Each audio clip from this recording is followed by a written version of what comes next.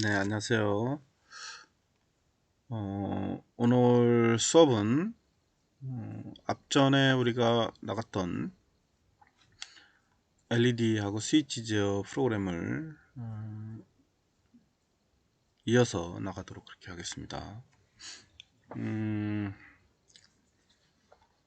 이제 본격적으로 우리 아두이노 프로그램 아두이노를 통해서 실제 이제 다양한 응용, 그 다음에 그리고 각각의 기능 이런 것들을 이제 본격적으로 나가는 그런 수업을 진행을 할 예정입니다.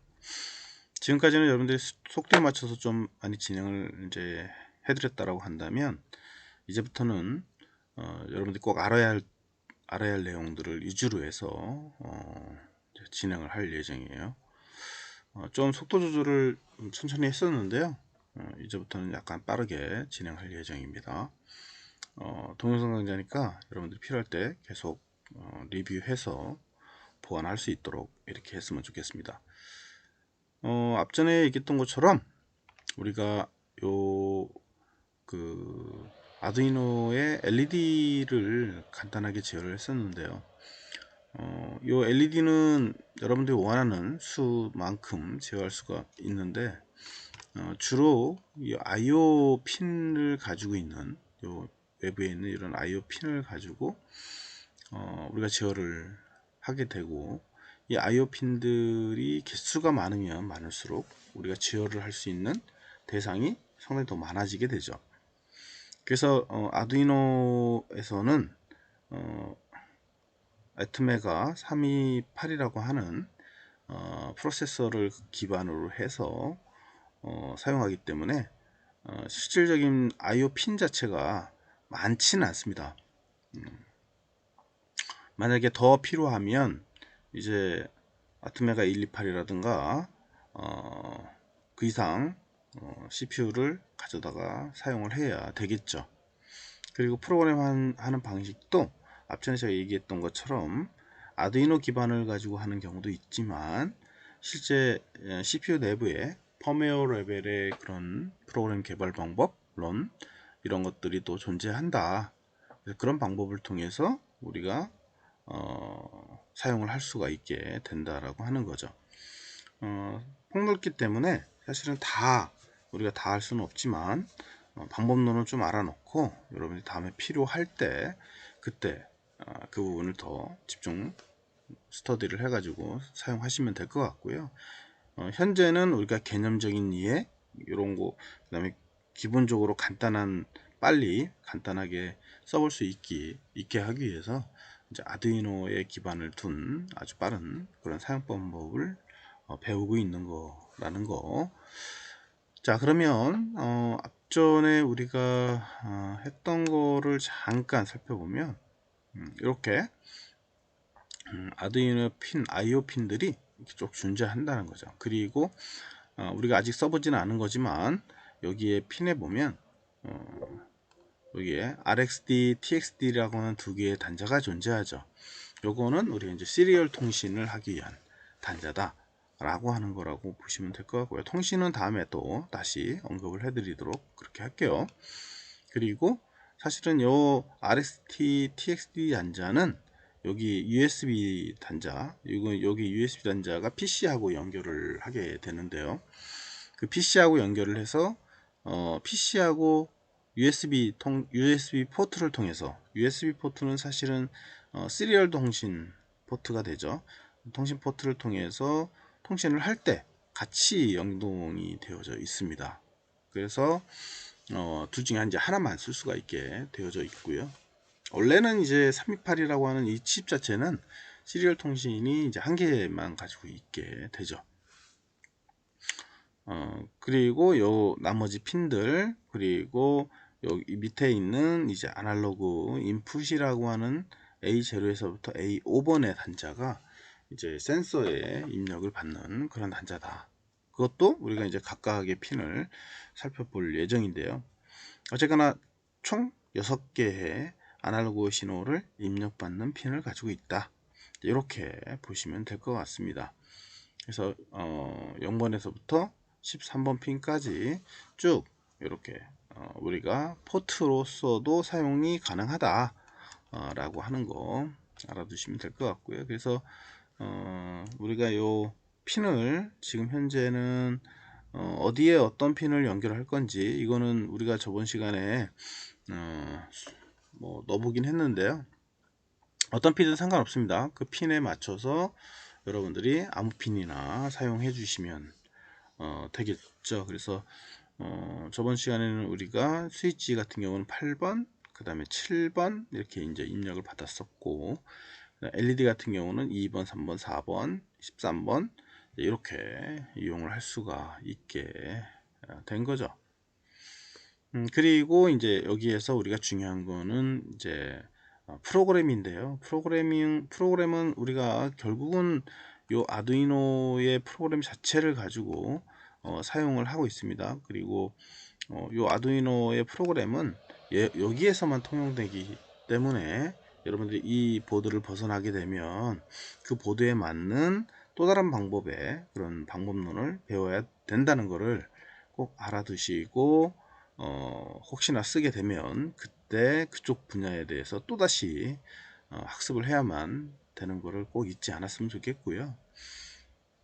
자, 그러면 아두이노에서 우리가 코딩을 할 때 이제 요 프로그램의 차이는 그럼 뭐냐, 프로그램 차이에 대해서 오늘 좀 살펴보려고 해요.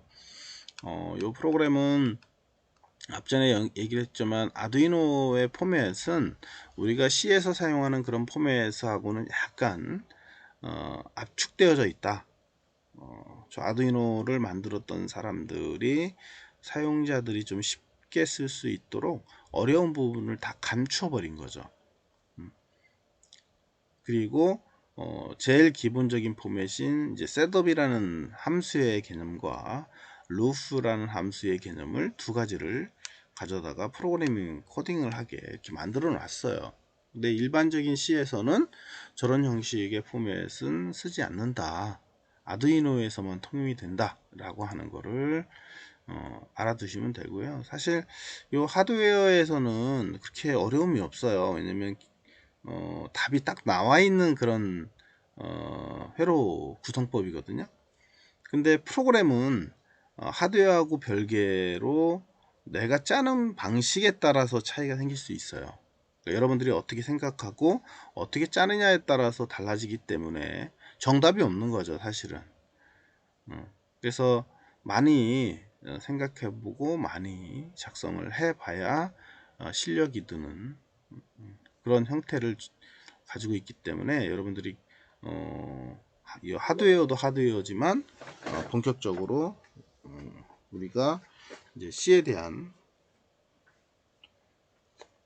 언어를 어떻게 접할 건지 요거를 잘 따져서 여러분들이 이제 해줘야겠다. 배터리가 좀 나갔었네요. 해줘야 하는지 그거를 이제 기본으로 여러분들이 접근했으면 좋겠습니다. 그래서 오늘은 이제 요 프로그램, 그러니까 하드웨어는 기본적으로 우리가 했던 거를 기반으로 하고, 그 다음에 이제 C 언어에 대한 요 아두이노에서의 C, 그 다음에 일반 C에서의 C, 요 두 가지의 차이점과 그 다음에 또 공통적으로 쓰고 있는 그런 형태들을 보도록 그렇게 하겠습니다. 물론 약간 혼동이 될 수도 있어요. 그렇지만 이제 어쨌거나 요 아두이노도 C를 기반으로 하고 있고, 이 사람들이 원하는 틀을 가지고 있기 때문에 그 틀을 기초로 해서 일반 C에서 사용되는 그런 문법이라든가 이런 것들이 그대로 적용된다. C예요, 사실은 C인데 이제 기본적으로 초기에 사용자들이 쓸 때 좀 쉽게 접근할 수 있는 방법론으로 써놨기 때문에 조금 차이가 있는 것 뿐이지, 사실은 아두이노도 C의 그런 체계를 그대로 받들어서 쓰고 있다, 이렇게 보시면 될 것 같습니다. 자, 제가 이 자료는 별도로 같이 공지해 드릴 건데요. 주로 우리가 펌웨어의 프로그램은 C 언어를 기반으로 하게 됩니다. C 언어는 주로 용도나 형식에 따라서 사용하는 방법이나 형태들이 좀 차이가 좀 있어요. 그렇지만 기본적인 C의 루틴은 유사하다 라고 하는 것을 알아두시고요. C 언어가 탄생한 거는 상당히 오랜 시간이 지났고요. 주로 C 언어의 틀 자체가 하드웨어에 근접한 그런 언어로 만들어졌습니다. 그리고 최근에는 사실 이 C 언어만 있는 건 아니고요. 이제 자바라든가 기타 등등 이런 소프트웨어들을 가지고 변형이 돼서 많이 활용을 하고 있죠. 그러니까 예전에 C가 독주를 했다라고 한다면 지금은 완전 독주는 아닌 것 같아요. C만 기본으로 갖는 것도 있지만 실제 이제 우리가 자바나 아니면 이제 라즈베리 파이나 이런 쪽에서 쓰고 있는 언어들이 또 다로 차이가 있어서 거기에 맞는 언어를 또 배워야 하는 그런 문제점은 있어요. 그렇지만 우리 펌웨어에서는 아직도 C 언어의 기반이 좀 강한 상태가 있기 때문에 좀 알아둬야 하는 상황인 것 같고요. 그래서 얘가 이제 사용하는 용도가 주로 우리가 이제 리눅스 기반의 그런 프로그램 개발 환경, 뭐 유닉스나 리눅스의 그런 환경에 내용이 많았고, 그 다음에 하드웨어에 이제 사용되는 그런 구조로 이제 개발이 되어져 있다, 이렇게 보시면 될 것 같고요. C 언어는 결국은 이제 하드웨어에 근접한 그런 비교적 저수준의 기능을 가지고 있다라고 하는 거죠. 그러니까 C가 성공할 수밖에 없었던 거는 사실은 이제 하드웨어에 근접한 그런 언어다라고 하는 게 그 특징이었었고요. 거기에 프로그램 하는 데 있어서 이제 여러 분야에 활용할 수 있도록 이렇게 구성이 됐고, 그리고 또 장점은 데이터 구조라고 하는 데이터 구조가 이제 공용체라든가 구조체라고 하는 이 두 가지를 할 수 있는 그런 큰 장점을 가지고 있죠. 그래서 구조체와 공용체라고 하는 요 두 가지가 아주 잘 되어져 있어서 데이터 관리나 데이터 제어를 할 때 아주 편하게 제어할 수 있는 그런 특징을 가지고 있죠. 그래서 저까지 쓰려면 사실은 이제 좀 많이 깊게 써야만 되고요. 저까지 몰라도 사실은 이제 프로그램 하는 데는 문제는 없죠. 그렇지만 이제 고급 제어를 하거나 좀 더 깊게 쉽게 제어를 하기 위해서는 저 부분까지도 우리가 알고 있어야 됩니다. 그 다음에 이제 프로그램 구조가 이제 함수를 기본으로 한 그런 함수의 집합체다 라고 하는 거죠. 앞전에 제가 함수라는 용어를 많이 썼는데요. 결국은 아두이노의 이 틀도 함수예요. 함수 체계로 만들어 놨어요. 근데 함수 체계의 그런 사용 방법론하고 약간 차이점을 가지고 있어요. 원래는 함수라고 하는 거는 내가 선언하고 불러와야 하는 건데, 여기서는 그냥 함수의 틀을 써가지고 불러오지도 않고 그냥 적용하는 방식을 쓰고 있기 때문에 약간 C 언어의 파격적인 그런 형태를 사용하고 있다 라고 하는 게 그 이유였고요. 그 부분은 이제 뒤에 다시 한번 언급을 해드리도록 그렇게 하겠습니다. 그 다음에 C 언어의 구조, C 언어의 구조라고 하는 거는 이제 다양한 연산자를 가지고 있다라고 하는 거죠. 우리가 아두이노에서는 연산자를 다양하게 얘기는 하고 있지는 않지만 어쨌거나 C 언어의 기본 틀을 가지고 가기 때문에 다양한 연산자를 사용해서 활용이 되고요. 그 다음에 명쾌한 구조를 갖는다. 그래서 if문이나 while문이나 for문이나 뭐 case문이나 이런 문장들을 그대로 활용할 수가 있고요. 그 다음에 이제 함수에 의해서 구성된 그런 프로그램이다. 근데 원래는 C는 한 개 이상의 함수, 거기에는 메인 함수까지도 포함해요. 메인 함수. 그래서 메인 함수는 주로 표준 함수와 사용자의 함수로 이제 나뉘게 되는데요. 여기서는 우리 아두이노에서는 요 메인 함수가 없는 거죠. 요 메인 함수라고 하는 게 보이질 않는 거예요. 사실은 보이지는 않지만 어딘가에 들어가서 사용을 하고 있습니다. 메인 함수가 아예 없을 수는 없고요. 그래서 약간 이제 우리 C의 틀과 약간 다르다는 이유가 이제 여기에 있는 거죠.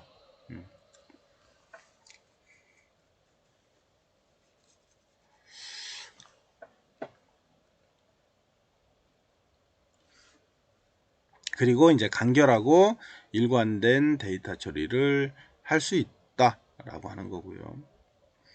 그래서 기본 데이터 타입하고 복합 데이터 타입을 가지고 있고요.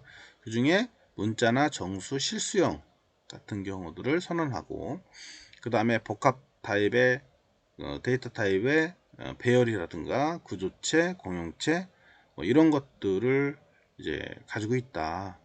그래서 어느 데이터형이건 처리 방식은 일괄성을 가지고 있다라고 하는 거죠.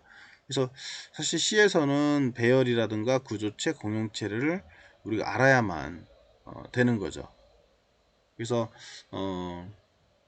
각각의 내용을 모르고 프로그램 짤 수는 없어요. 그래서 우리 좀 어렵긴 하지만 요 부분은 우리가 한 번 정도는 배워놓고 진행을 해야 한다 라고 하는 거를 알아두셨으면 좋겠고요. 제일 중요하죠. 사실은 요게 배열, 구조체, 그 다음에 이제 공용체라고 하는, 그 다음에 이제 요 C 언어는 다이나믹한 메모리 관리가 쉽다라고 하는 거죠. 요거는 이제 깊게 들어갔을 때 우리가 메모리 관리에 대한 거를 배우게 돼요. 그래서 C를 쓰는 이유 중에 하나가 사실은 이 메모리에 대한 메모리 관리가 잘 되어져 있기 때문에 사용을 하고 있는 거죠. 그 중에 메모리를 필요시에만 우리가 할당을 할 수도 있고요. 그리고 메모리의 관리 효율이 상당히 높은 그런 언어다. 그 메모리 관리는 주로 보면 이제 포인터라고 하는 개념을 가지고 활용을 한다 라고 하는 거죠. 그래서 주로 아두이노의 프로그램 짤 때는 저 부분까지 가는 경우가 그렇게 많지는 않은데요. 아주 깊게 하거나 좀 어느 정도 프로그램 짜는 사람들은 혼용해서 쓰기도 합니다. 그렇지만 처음에 하는 분들은 사실 어려움이 있죠. 그래서 저 포인터에 대한 개념 요것들을 여러분들이 배워놔야 한다. 깊게 쓰려면 이거를 꼭 알아두시고요. 용어는 좀 한 번 정도 듣고 넘어갔으면 좋겠습니다. 그 다음에 높은 이식성을 가지고 있다. 이식성이 상당히 높다라고 하는 거예요. 그게 무슨 말이냐면 CPU가 달라져도 같은 C 언어를 가지고 짜놨던 프로그램을 활용할 수 있다라고 하는 거예요. 근데 이것도 사실은 그대로 활용은 안 되고요. 약간의 모디파이가 필요하다. 그래서 모디파이를 그 프로세서의 그 C 언어에 맞는 모디파이를 해서 써야 한다 라고 하는 거죠. 그래서 주로 그 프로그램은 결국은 CPU에 디펜던트 한다라고 하는 거예요. 그래서 그 CPU에 맞게 우리가 사용을 해야 한다. CPU가 바뀌어 버리게 되면 또 다르게 바뀌어야 하는 그런 문제점이 생기죠. 그렇지만 이 C 언어 자체는 기본 틀을 CPU가 바뀌어도 그대로 갖다 쓰기 때문에 좀 쉬운 거죠. 약간만 더 확인해서 보면 되니까. 그래서 로레벨 언어 특성을 갖고 있으면서도 이식성이 높다라고 하는 게 이제 특징이라는 거죠. 예전에는 CPU가 바뀌게 되면 새로 공부해야 돼요.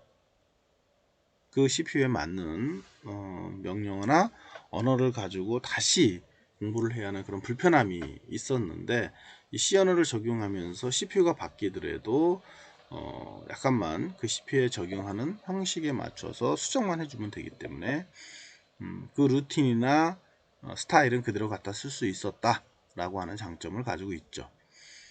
그 다음에 이제 어셈블러 언어다. 어셈블러 언어하고 C 언어하고 이제 두 가지 같이 짬뽕해서 쓸 수가 있는데요. 우리가 어셈블러 많이 듣잖아요. 그래서 이 어셈블러는 말 그대로 이제 기계어 코드의 프로그램을 짜는 형식을 말하게 되고요. C 언어는 지금같이 약간 뭐 로레벨이긴 하지만 C 언어도 사실은 이제 일반적인 언어를 가지고 표현했을 때는 이제 하이 레벨 언어에 포함되기도 합니다. 그래서 두 가지를 비교를 해보면 어쨌거나 어셈블러 언어는 이식성이 낮다. 왜냐면 CPU가 바뀌면 프로그램은 그대로 다시 다 바꿔야 한다는 그런 이제 불편한 문제가 존재하죠.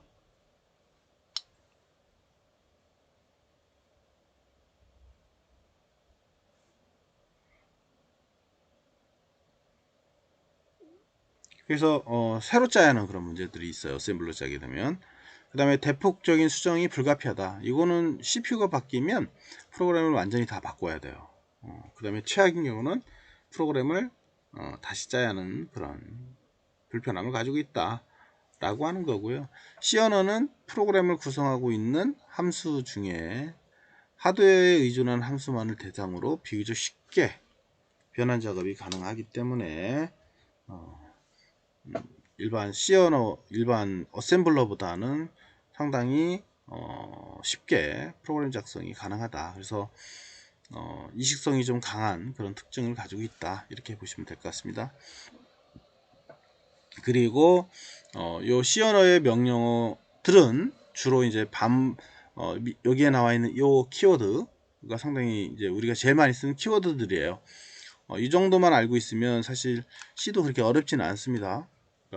우리가 C에 대한 체계를 잘 모르고 그 다음에 사용을 하는 방법을 잘 모르기 때문에 어려워 느낄 수도 있는데요. 사실 C도 그렇게 어렵지는 않습니다. 우리가 태어나서 언어를 배우는 것처럼 컴퓨터하고 대화를 하기 위한 그런 하나의 언어를 배운다라고 생각하시면 되고, 그 언어의 체계에 맞춰서 우리가 짜기 때문에 그 체계만 잘 알고 있으면 컴퓨터하고 대화하는 거는 그렇게 어렵지 않겠죠.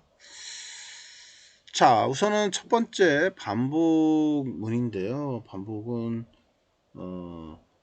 이제 for문이나 while문, do문 같은 문장들이 있는데 얘들은 뭔가 반복을 하는 거예요. 앞전에 우리가 여기 라즈베리 파이, 그러니까 아두이노에서는 루프라는 함수를 이렇게 이제 써놨잖아요. 루프라는 함수는 반복문이었잖아요. 사실 루프라고 하는 저 함수는 C에서는 존재하지 않습니다. 물론 이제 함수를 내가 직접 루프라는 이름으로 만들면 가능하겠지만 얘하고는 좀 다른 차이를 가지고 있죠. 그래서 저 루프의 의미는 뭐다? 계속 반복해서 뭔가 계속 무한 루프를 돌려라 라고 하는 걸 의미를 하고 있다는 거죠. 그래서 일반 C에서도 for문이나 while문이나 do문을 가지고 우리가 반복 문장을 만들 수가 있다.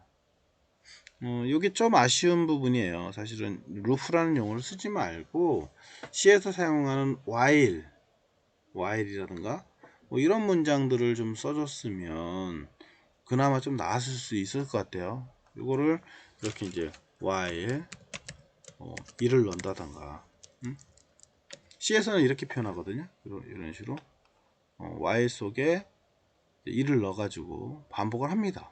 근데 얘는 이제 함수를 쓰려다 보니까 이제 루프라고 하는 함수를 만들어 놓은 것 같아요. 어쨌거나 차이점은 그렇고요. 그 다음에 이제 판단, 선택을 하는 문장이 있다. 만약 뭐뭐라고 한다면, 이건 저번 시간에 썼었죠? 이거 하고, 그렇지 않으면 이거 해라. if else문. 그 다음에 이제 스위치 케이스문. 스위치 케이스문 안에 디폴트가 이제 들어가게 되는데요. 이런 애들은 내가 어떤 걸 쓸 건지 판단하는 그런 용도로 사용을 하게 된다 라고 하는 거고요. 그 다음에 분기 명령어, 점프 명령어들인데 이거는 내가 원하는 위치로 점프해 가는 그런 용도로 쓰고 있다. 그리고 브레이크문은 하나의 문장을 빠져나가는 저 명령어를 만나게 되면 무조건 첫 번째 블럭에 있는 그 문을 박차고 나가는 그런 형태의 명령어다. continue는 계속 뭐 진행하겠다는 거고요. goTo는 내가 원하는 위치로 건너가겠다라고 하는 겁니다. 그래서 인위적으로 내가 작업하고 있는 프로그램을 현재 이 작업을 중단하고 그 다음에 내가 고투 선언한 위치로 건너가서 그 내용을 수행할 수도 있다 라고 하는 거죠. 그 다음에 데이터의 형태가 있는데요. 데이터 형태 타입은 요게 중요한 거죠. 사실은 이 데이터 형태라고 하는 게 C에서는 메모리하고도 관련이 있어요. 그리고 그 메모리의 사이즈, 그리고 결국은 우리 하드웨어는 메모리의 군집으로 이루어져 있습니다. 보이거나 보이지 않거나 하나의 방과 그 방의 개념, 그 다음에 그 방의 사이즈 개념, 그게 이제 메모리의 방을 의미를 하게 되고 메모리의 사이즈를 의미를 하게 됩니다. 그리고 그 안에 우리가 데이터를 갖다 놓고 가져오고 해야 하기 때문에 그 데이터의 형태라고 여기서 이제 얘기를 하고 있죠. 그래서 뒤에 다시 언급을 해서 나오겠지만 캐릭터, 인티저, short, 그다음 long, unsigned integer, floating, unsigned 캐릭터, 더블, 그 다음에 structure, union, 뭐 이런 형태들의 용어를 가지고 활용을 한다 라고 하는 거죠. 이거를 잘 이해를 해야 우리가 데이터 처리를 제대로 할 수가 있게 되는 거죠.